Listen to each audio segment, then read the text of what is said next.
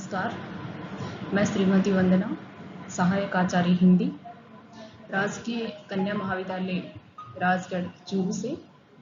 प्रिय विद्यार्थियों, आज हम बीए भाग सेकंड का पेपर सेकंड पढ़ेंगे, जिसका टॉपिक होगा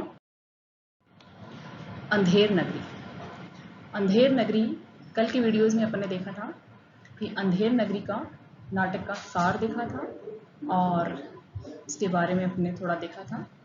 लेकिन आज हम अंधेर नगरी नाटक का ये अंक वाइज उसका अध्ययन करेंगे, रीडिंग करेंगे। अंधेर नगरी नाटक भारतेंदु हरिश्चंद्र कृत एक कृति है, जिसकी रचना भारतेंदु जी ने सन 1881 में की थी। अब इसकी रीडिंग करते हैं। इसका पहला अंक है, जिसमें स्थान है बाह्य प्रांत। महंत जी दो चेलों के साथ गाते हुए आते हैं। सब राम भजो राम भजो राम भजो भाई, राम के भजे से गनिका तर गई, राम के भजे से गिद्ध गति पाई, राम के नाम से काम बने सब, राम के नाम से काम बने सब, राम के भजन बिनु सब ही नसाई, राम के नाम से दोनों नयन बिनु सूरदास भय कविकुल राई, राम के नाम से घास जंगल की तुलसीदास भय भजी रघुराई। तो सब गाते हैं। जो तुलसीदास जी का एक भजन है, वह भजन गा रहे हैं कि राम का नाम लेने से गनिका तर गई और गनिका का उद्धार कर दिया राम जी ने, और श्री रामचंद्र जी ने गिद्ध का उद्धार कर दिया। और राम का नाम लेने से ही सारे कार्य सफल होते हैं। राम के नाम जो नहीं लेता है, राम का नाम, उसका कोई भी कार्य नहीं बनता है। राम के भजन के बिना सब कुछ नष्ट हो जाता है। राम के नाम लेने से ही दो नैनों के बिना ही, जो सूरदास हैं अर्थात सूरदास जी अंधे थे, तो अंधे होते हुए भी वो कवियों में कवि कुल राई, कवियों में श्रेष्ठ कहलाए। राम के नाम से घास जंगल की तुलसीदास भय भजी रघुराई। फिर महंत कहते हैं, बच्चा नारायण दास, यह नगर तो दूर से बड़ा सुंदर दिखाई पड़ता है, देख कुछ भिक्षा उच्छा मिले तो ठाकुर जी को भोग लगे। और क्या? नारायण दास, गुरुजी महाराज, नगर तो नारायण के आश्रय से बहुत ही सुंदर है, जो है सो, पर भिक्षा सुंदर मिले तो बड़ा आनंद हो। महंत कहते हैं, बच्चा गोवर्धन दास, तू पश्चिम की ओर से जा और नारायण दास पूरब की ओर जाएगा। देख जो कुछ सीधा सामग्री होता है, कोई भोजन की सामग्री होती है, उसे सीधा सामग्री कहते हैं, खाद्य सामग्री जिसको बोलते हैं, मिले तो श्री शालग्राम जी का बाल भोग सिद्ध हो। महंत जी के दो शिष्य होते हैं, एक तो है नारायण दास, एक है गोवर्धन दास। गोवर्धन दास, गुरुजी मैं बहुत सी भिक्षा लाता हूँ, यहाँ के लोग तो बड़े मालवर यानी बहुत ही धनवान हैं, दिखाई पड़ते हैं, आप कुछ चिंता मत कीजिए। महंत, बहुत लोभ मत करना, देखना हाँ, लोभ पाप का मूल है, लोभ मिटावत मान, लोभ कभी नहीं कीजिए या मैं नरक निदान। गाते हुए सब जाते हैं। तो महंत जी अपने दोनों चेलों गोवर्धन दास और नारायण दास को समझाते हुए कहते हैं, जब उन्हें वह भिक्षा लाने के लिए कहते हैं तो उनको समझाते हुए कहते हैं कि तुम कोई लोभ लालच मत करना। इसी बात को समझाते हुए यह भी कहते हैं, लोभ है वो पाप का मूल है, पाप का की जड़ है। लोभ मिटावत मान, लोभ मान सम्मान को भी मिटा देता है। लोभ कभी नहीं करना चाहिए या मैं नरक निदान, क्योंकि अंत में यह लोभ करने से नरक की ही प्राप्ति होती है। ऐसा सब गाते हुए जाते हैं। अब अपन पढ़ेंगे दूसरा अंक। दूसरे अंक में जो स्थान है वो है बाजार। बाजार का दृश्य आएगा। इसमें पहला है कबाब वाला बाजार में बोलता है, कबाब गर्मा गर्म मसालेदार, 84 मसाला 72 आंच का, कबाब गर्मा गर्म मसालेदार, खाए सो होठ चाटे, न खाए सो जीभ काटे, कबाब लो कबाब का ढेर, बेचा टके से। तो कबाब वाला कबाब के बारे में यहाँ बता रहा है, अपने कबाब की विशेषताएं बताते हुए कबाब बेच रहा है कि मसालेदार है, गर्मा गर्म है, इसमें 84 मसाला डला हुआ है, 72 आंच लगी हुई है और गर्मा गर्म है, और खाने वाला उसको होठ को चाटता ही रह जाता है, जो नहीं खाता है वो अपनी जीभ को काटने पर मजबूर हो जाता है। ऐसे करके वो कबाब लो कबाब का ढेर लो, और उसका मूल्य भी साथ में बताता है, टका सेर। घासीराम, घासीराम नाम का होता है, वो चने बेचने वाला होता है, और वह बताता है अपने चनों के बारे में, चने जोर गरम, चने बनावे घासीराम, जिनकी झोली में दुकान, चना चुरमुर चुरमुर बोले, बाबू खाने को मुंह खोले, चना खावे तो की मैना। यहाँ मैना का अर्थ है काशी के जो तत्कालीन प्रसिद्ध वेश्याएं हैं उनके नाम है ये। चना खावे तो की मैना, बोले अच्छा बना चबेना, चना खाए गफूरन, यह भी उन्हीं का नाम है, मुन्नी गफूरन मुन्नी, बोले नहीं कुछ सुनना, चना खाते सब बंगाली, जिनकी धोती ढीली धारी। चना खाते मियाँ जुलाहे, दाढ़ी हिलती गाहे बगाहे, चना हाकिम सब जो खाते, सब पर दूना टिकस लगाते, चने जोर गरम टके सेर। इस प्रकार से चना जो बेचने वाला है वो अपने चनों के बारे में उसकी विशेषता बताते हुए चने बेच रहा है, चने जोर गरम, और उसका मूल्य अंत में वह बताता है कि टके सेर। अब नारंगी वाला है, नारंगी बेचते हुए वह नारंगियों की विशेषता बताते हुए नारंगी बेच रहा है। वह कहता है, नारंगी ले नारंगी सिलहट की नारंगी। सिलहट एक जो बांग्लादेश है उसका एक नगर है। बुटवल ये नेपाल का एक कस्बा है। की नारंगी रामबाग की नारंगी, आनंद बाग की नारंगी, भई नींबू से नारंगी, मैं तो पिए की रंग न रंगी, मैं तो भूली लेकर संगी, नारंगी ले नारंगी, कौला नींबू, मीठा नींबू, मीठा नींबू, रंग तरा संतरा के लिए कहा गया है, संग तरा ये भी एक संतरा का ही प्रकार है जो मीठा संतरा होता है। दोनों हाथों लो पीछे लो नहीं, पीछे हाथ ही मलते रहोगे, नारंगी ले नारंगी टके सेर नारंगी। इस प्रकार जो नारंगी वाला है वो अपनी नारंगियों की विशेषता बताता है कि यह सिलहट की है, बुटवल की है, रामबाग की है, आनंद बाग की है, और यह नींबू की तरह बड़ी है, और यह मीठी संतरा है। इस प्रकार वह अंत में उसका मूल्य भी बताता है। आगे बाजार का दृश्य है, उसमें हलवाई है, हलवाई की दुकान पर हलवाई बताता है, जलेबियां गर्मा गर्म ले सब, सेब इमरती लड्डू गुलाब जामुन खुरमा बूंदिया बर्फी समोसा पेड़ा कचौड़ी दालमोट पकौड़ी घेवर गुपचुप हलवा ले, हलवा मोहन भोग, मोयनदार कचौड़ी कचाका, कचाका यानी कचौड़ी मुलायम मुलायम, कचाका यानी मुलायम मुलायम कचौड़ियाँ, हलवा नरम, चभाका चभाका यानी बिल्कुल तर, घी में तर, घी में गरक, चीनी में तरा तर, चाशनी में चबा चबा, चाशनी में तर किया हुआ, ले भूर का लड्डू। इस प्रकार बाजार में जो हलवाई है वो अपनी जलेबियाँ बेचते हुए या फिर अपनी मिठाइयों की दुकान पर मिठाइयों की विशेषताएं बताते हुए इनके बारे में बता रहा है। सेब इमरती लड्डू गुलाब जामुन खुरमा बूंदिया बर्फी समोसा पेड़ा कचौड़ी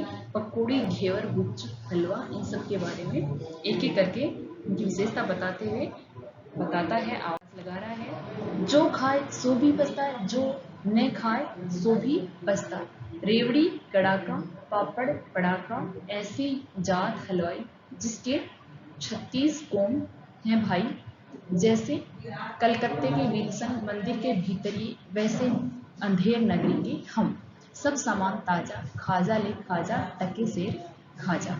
तो है हलवाई की दुकान पर जो मिठाई है उन सब की कीमत टके सेर वह बताता है।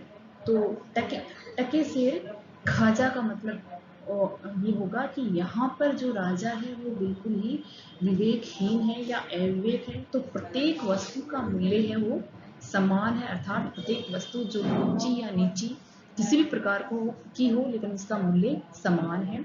आगे कुंजड़ी, कुंजड़िन ले धनिया मेथी सोआ, पालक चौराई बथुआ, करीम नोनिया कुल्फा कसारी चना सरसों का साग, मरसा ले बैंगन लोआ, कोहड़ा आलू, अरुई बंडा नेनुआ, सूरन राम तरोई, मुरई ले आदि मिर्चा लहसुन प्याज टिकोरा, ले फालसा खिनी आम अमरूद नीबुआ, मटर हो रहा जैसे काजी। वैसे पाजी रेत राजी तके से भाजी, ले हिंदुस्तान का मेवा फ्रूट और बेर। फ्रूट एक फल के लिए है और बेर ये एक प्रकार का जो फली होता है उसे बेर कहते हैं, लेकिन इसका व्यंग्यार्थ किया जाए तो ये निकलता है आपसी फ्रूट। फिर देखिए मुगल, बादाम पिस्ते अखरोट अनार बीही दाना अमरूद जैसा एक फल होता है, उसके बीज होते हैं बीही दाना, मुनक्का किशमिश अंजीर आबजोस कहा गया है खरबूजे की जाति का एक श्रेष्ठ फल होता है उसे आबजोस, आलू बोखारा चिलगोजा सेब नाशपाती बीही जर्दा सरदा का अर्थ यहाँ निकलेगा खरबूजे की जाति का एक जो श्रेष्ठ फल है वह सरदा, और आबजोस मुनक्का के लिए कहा गया है। अंगूर की पिटारी, हमारा ऐसा मुल्क जिसमें अंग्रेज का भी दांत कट्टा हो गया। अंग्रेज के दांत कट्टे होना, यहाँ एक मुहावरे का प्रयोग उन्होंने किया है। नाहक को रुपया खराब किया, बेवकूफ बना, हिंदुस्तान का आदमी, लक यानी बिल्कुल दुबला पतला, हमारे यहाँ का आदमी, बम्बू यानी बहुत ही बलशाली या बलवान, लो सब मेवा टके से।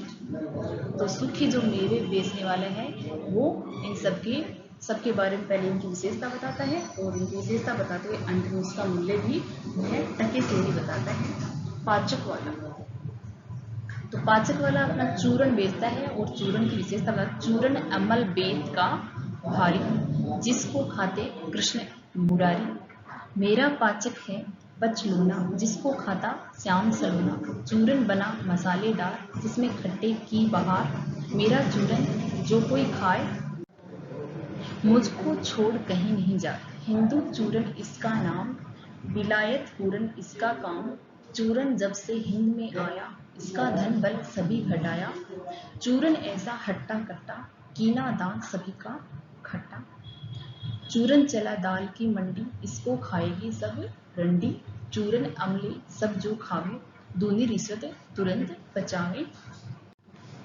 चूरन ऐसा हट्टा कट्टा कीना दांत सभी का खट्टा। तो यहाँ पे जो सभी के दांत खट्टे के लिए उन्होंने जो कहा है वो एक मुहावरा है पराजित करने के अर्थ में, और चूरन अमल बेत का भारी, इसमें अमल बेत अर्थ निकलेगा कि खट्टे फल के लिए, और इसको चूरन अमले सब जो खाएं, अमले यानी कचहरी के जो कारंदे हैं वो इन सबको खाकर तो अपनी रिश्वत हो जो तुरंत बचावे, चूरन नाटक वाले खाते इसकी नकल बचाकर लाते, चूरन सभी महाजन खाते जिससे जमा हजम कर जाते, चूरन खाते लाला लोग जिसको अकिल अजीरन रोग, चूरन खावे एडिटर जात जिनके पेट पचे नहीं बात, चूरन साहिब लोग जो खाता सारा हिंद हजम कर जाता, चूरन पुलिस वाले खाते सब कानून हजम कर जाते, ले चूरन का ढेर बेचा टके से। तो चूरन वाला है वो चूरन बेच रहा है बाजार में और उसका मूल्य फिर वह अंत में उसका मूल्य वह टके से ही बताता है। उसके बाद में बाजार के दृश्य में ही हम देखते हैं कि मछली वाली है तो वह अपनी मछली बेचती हुई मछली के बारे में बता रही है। वह कहती है मछली ले मछलियाँ 1 टके के बिकार, लाख टका के बाला जोबन गाहक सब लग जाए, नेन यहाँ बाला कुंवारे के लिए कहा गया है, नेन मछलियाँ रूप जाल में देखत ही फंसी जाए, बिनु पानी मछली सो बिरहिया मिले बिना अकुलाए। तो वह मछलियाँ बेच रही है और उसका मूल्य भी है 1 टका बता रही है। जात वाला जो ब्राह्मण है वो जात के लिए कह रहा है, जात ले जात टके शेर जात 1 टका दो, हम अभी अपनी जात बेचते हैं, टके के वास्ते ब्राह्मण से धोबी हो जाए और धोबी को ब्राह्मण कर दे। टके के वास्ते जैसी कहो वैसी व्यवस्था दें, टके के वास्ते झूठ को सच करें। टके के वास्ते ब्राह्मण से मुसलमान, टके के वास्ते हिंदू से क्रिस्तान, टके के वास्ते धर्म और प्रतिष्ठा दोनों बेचे। टके के वास्ते झूठी गवाही दे, टके के वास्ते पाप को पुण्य माने, टके के वास्ते नीच को भी पिता में बनावे। वेद धर्म कुल मर्यादा सच्चाई बड़ाई सब टके शेर, लुटाए दिया अनमोल माल ले टके शेर। तो ये जात वाला है, वह समस्त जातों को बेचने की बात बता रहा है और उसका मूल्य वह टके के लिए सब कुछ बिकने के लिए कह रहे हैं कि टके के लिए हम नीच को भी अपना दादा मान लेते हैं या बना देते हैं, और टके के लिए हम ब्राह्मण से मुसलमान बन जाते हैं, टके के लिए ही हम सारे धर्म और प्रतिष्ठा को भी बेच देते हैं। फिर आगे बाजार में बनिया होता है, तो बनिया कहते हैं आटा दाल लकड़ी नमक घी चीनी मसाला चावल ले टका शेर। वह प्रत्येक वस्तु का मूल्य टका शेर बताता है। बाबा जी का चेला गोवर्धन दास आता है और सब बेचने वालों की आवाज़ सुन सुनकर खाने के आनंद में बड़ा ही वह प्रसन्न हो जाता है। सुन खाने के आनंद में प्रसन्न हो जाता है। गोवर्धन दास क्यों भाई बनिए आटा कितने शेर है, तो बनिया कहता है टके शेर। गोवर्धन दास पूछता और चावल, तो बनिया कहता है टके शेर। गोवर्धन दास पूछता है और चीनी, तो बनिया बोलता है टके शेर। गोवर्धन दास और घी, टके शेर। गोवर्धन दास सब टके शेर सचमुच, बनिया हाँ महाराज क्या झूठ बोलूंगा। तो गोवर्धन दास कुंजड़िन के पास जाकर कहता है क्यों माई भाजी क्या भाव है, तो कुंजनी कहती है बाबा जी टके से, निनुआ मुरई धनिया मिर्चा साग सब टके से। गोवर्धन दास आगे कहता है सब भाजी टके सेर, वाह वाह बड़ा आनंद है, यहाँ सभी चीज टके सेर है। हलवाई के पास जाकर क्यों भाई हलवाई मिठाई कितने सेर, हलवाई कहता है बाबा जी लड्डुआ जलेबी गुलाब जामुन खाजा सब टके सेर है। गोवर्धन दास वाह वाह बड़ा आनंद, क्यों बच्चा मुझसे मस्करी तो नहीं करता, सचमुच सब टके सेर है।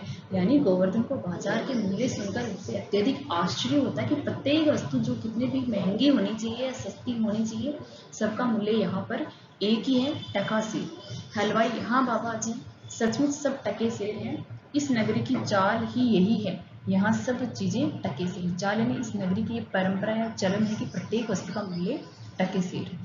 गोवर्धन दास क्यों बच्चा इस नगर का नाम क्या है, हलवाई बताता उसको अंधेर नगरी। गोवर्धन दास को राजा का नाम क्या है, तो हलवाई उसे बताता है चौपट राजा। गोवर्धन दास वाह वाह अंधेर नगरी चौपट राजा, टका शेर भाजी टका शेर खाजा, यही गाता है और आनंद से बगल बजाता है।